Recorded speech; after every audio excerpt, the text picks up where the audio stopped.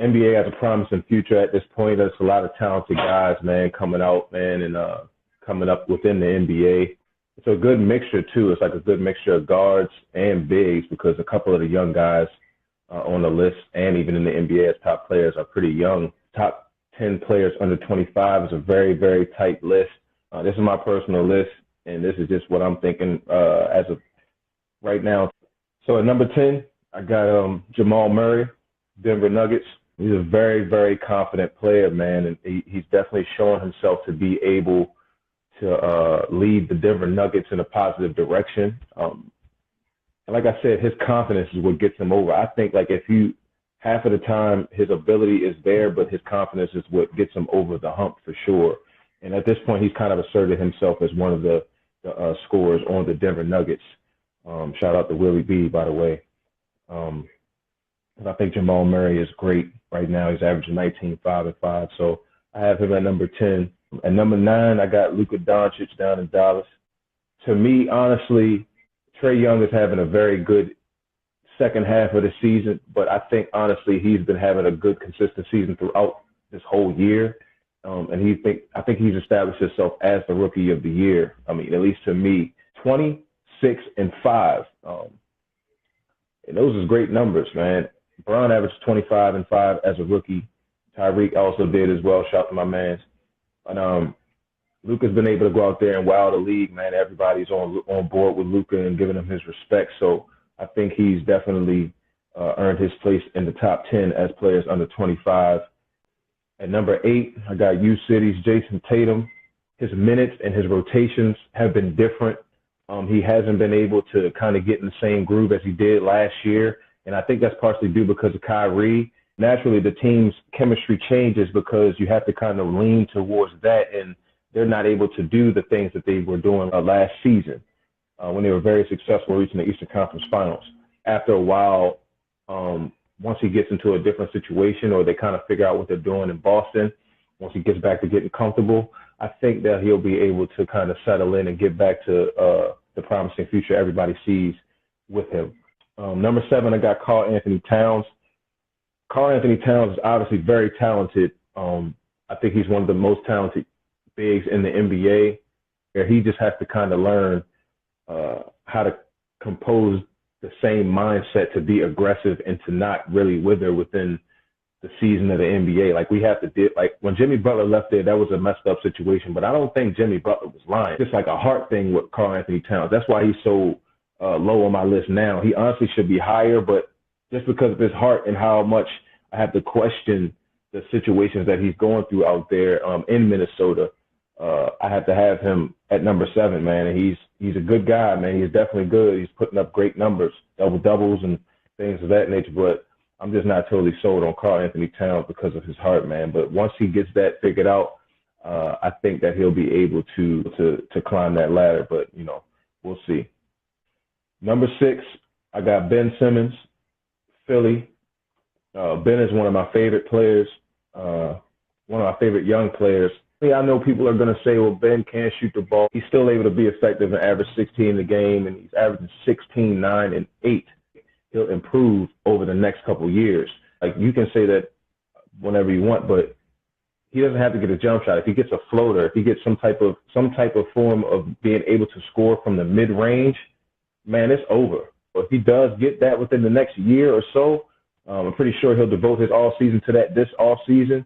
I think it's going to be a situation where he's one of the top players in the league, man. He's going to fill up the stat sheet every night because he does it all. He rebounds, he assists, he puts his team in the right positions, man, and their team is doing really good. So I think he'll be able to propel himself into the top 5 in a year or so. At number 5, I got Donovan Mitchell.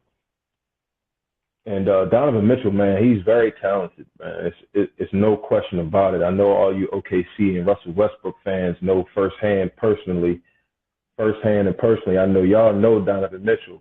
And he had a very short stretch of the season where he was not really doing so well in the beginning, but he kind of figured that out. And then within the last month, man, he's just been balling out, man, that he's definitely a playoff type of guy. I mean, he's showing he can play in the playoffs. He's still got a little kinks he's got to work out here and there, but he's young. But as far as this list, I think he's good where he's at as far as being number 5. He's still got a little ways to improve, but I think he can make that jump. Number 4, Devin Booker, Phoenix Suns. I think he's one of the best young players, obviously. The injuries play a part in it, but I think, honestly, if he could pull that together, barring injury, man, this guy's averaging just under 25 a game right now, and his career best 6 dimes a night. He's figuring out how to play, to be a playmaker and be a scorer. So it's kind of a situation where it's just going to take a little while for him to kind of blossom as one of the best players in the league. But as far as being under 25, I don't think nobody on this list that we have, besides maybe the person I have at number 1, could score at the clip he can. I think if he was in a better situation, Devin Booker would be one of the top players in the league. I got Big Jokic. I ain't even going to butcher his name, but Big Jokic from out Denver Nuggets. He's easily blossomed as one of the best bigs in the league this year. He's playing well in the West. He's got his team playing at a very, very high level. The reason why they're making that run as of this point is averaging 20, 10, and 8. Shooting 50% from the field, man, 30 from 3 and 84 from the line, and that's ridiculously good for a big man. He's a very good playmaker. He drops dimes. He's able to go out there and rebound. He definitely can score. So it's not something that there's not really anything that he's not good at. Defensively, he plays, he plays very well. So I'm not going to take that from him either. Number 2, I got Joel Embiid. He's the best big man in the league right now. He's out there dominating. He's the best in his position. Like I said, he's got a promising future with Philly if they're able to keep that core together. I think that he's kind of made that leap as far as figuring out how talented he is, and now he's just got to go out and put the work in each night to become one of the best players in the league. I don't think Anthony Davis is necessarily a center. I mean, position-wise, I just don't think so. Technically, you could be right, but I'm just saying as far as centers are concerned. And I have him at number 2, man. He's very, very good, and he's got a promising future. If he don't have no injuries, he's going to be dominating for a long time, man. At number 1, I got Giannis, and obviously Giannis, I have him at number 1 because, he's reached the level of being one of the best players in the league. He's an MVP candidate. So you can't take that from him as far as this list is concerned. All of these guys are great, but none of these guys will be considered as to being one of the MVP candidates in the NBA as of right now. And if they are, they're not literally a chance for them to win over him. So I think when you placed all of that into the play, that you have to kind of label him as the best. So when you look at Giannis, he's been able to lead his team in the East to the best record in the league.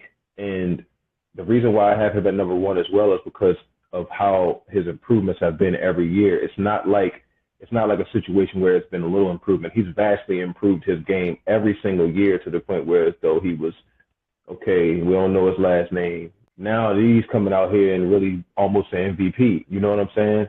And I think because of the season James Harden's having, he's not going to win the MVP, but it just goes to show you how far of a leap he's making. So what is he going to do next year and the next year after that? So I think it's kind of a situation where you got to look at his future, and he's a young man. He's a young man. So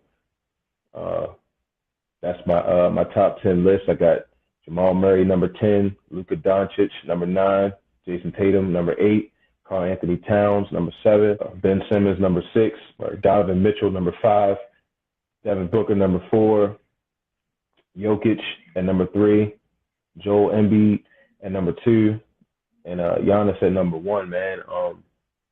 Let me know what you guys think, man. Anybody want to discuss it real quick?